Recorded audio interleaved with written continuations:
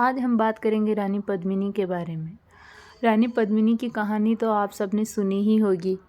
वो कहानी जो मलिक मोहम्मद जायसी के पद्मावत नामक हिंदी काव्य ग्रंथ में लिखी हुई है। आज हम बात करेंगे कि क्या वो कहानी पूरी तरह से सच है या फिर उसमें कुछ तथ्य कहानी को रोचक बनाने के लिए ऐसे ही लिखे गए हैं। पहले हम जान लेते हैं कि पद्मावत ग्रंथ की कहानी क्या है और फिर हम बात करेंगे कुछ ऐसे तथ्यों के बारे में जो सत्य से मेल नहीं खाते हैं। पद्मिनी की कथा का पूरा वर्णन जायसी के पद्मावत से हमें प्राप्त है, जो इस प्रकार हैं। पद्मिनी सिंहल द्वीप के गंधर्व सेन नामक राजा की पुत्री थी। उनके पास हीरामन नामक एक सुशिक्षित तोता था। एक दिन वह तोता पिंजरे से उड़ गया और एक वैद्य के हाथ पड़ गया। वैद्य ने उसे ब्राह्मण को और ब्राह्मण ने उसे रतन सिंह को बेचा। जब तोते ने रतन सिंह से पद्मिनी की सुंदरता का वर्णन किया तो वह उसके साथ विवाह करने के लिए व्यग्र हो उठा। वह योगी बनकर पद्मिनी की खोज करता हुआ सिंहल द्वीप पहुंचा और वहां पद्मिनी को देखकर मुग्ध हो गया। जब सिंहल के राजा को योगी की असलियत का पता लगा तो उसने अपनी पुत्री का विवाह रतन सिंह के साथ कर दिया। कई दिनों के बाद रतन सिंह जब चित्तौड़ आए तो उनकी सेना में एक राघव चेतन नामक ब्राह्मण था जो जादू टोने में कुशल था।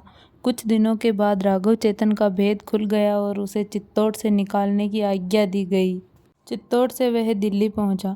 चित्तौड़ से निर्वासित राघव चेतन ने राणा का सर्वनाश करने की ठान ली थी। अवसर आने पर उसने पद्मिनी के सौंदर्य का वर्णन सुल्तान के सामने किया, जिसे सुनकर उसे पद्मिनी को हथियाने और चित्तौड़ लेने की धुन सवार हो गई। जब वह दुर्ग के आक्रमण के लिए पहुंचा तो चारों ओर डेरा डालकर 6 महीने तक बैठा रहा, पर वह चित्तौड़ दुर्ग को जीत नहीं सका। तो उसने राणा से मेल बढ़ाया। जब दोनों में मेल हो गया तो दिल्ली लौटने से पूर्व उसने दुर्ग देखने की इच्छा प्रकट की।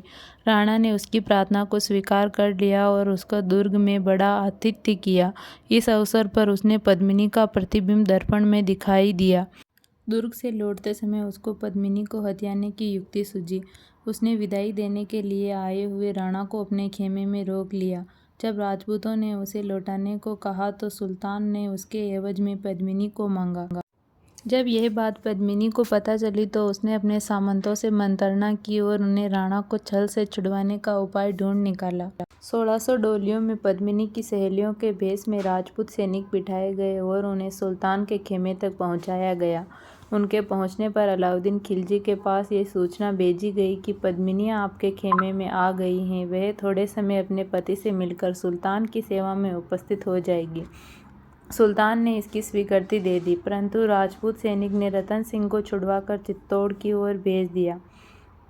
जब सुल्तान को संपूर्ण छल का पता चला तो वह सैन्य राजपूतों से लड़ा, जिसमें रतन सिंह शहीद हो गए और रानी पद्मिनी ने जौहर कर बलिदान दिया।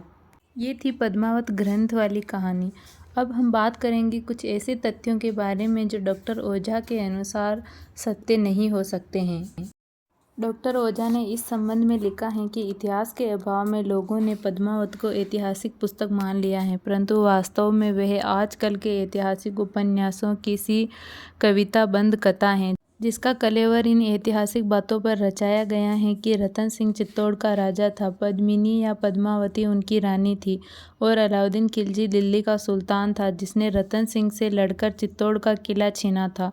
बहुधा अन्य सब बातें कथा को रोचक बनाने के लिए काल्पित खड़ी की गई हैं, क्योंकि रतन सिंह 1 वर्ष से भी कम राज कर नहीं पाए। ऐसी दशा में योगी बनकर उनका सिंहल द्वीप तक जाना और वहां से राजकुमारी को विवाह कर लाना कैसे संभव हो सकता है। उस समय सिंहल द्वीप का राजा गंधर्व सेन नहीं बल्कि पराक्रम बाहु या भुवनक बाहु थे। सिंहल द्वीप में गंधर्व सेन नाम का कोई राजा ही नहीं हुआ। अलाउद्दीन खिलजी का चित्तौड़ पर आक्रमण करने का एकमात्र कारण रानी पद्मावती नहीं थी, बल्कि उसका उद्देश्य पूरे हिंदुस्तान पर अधिकार करना था।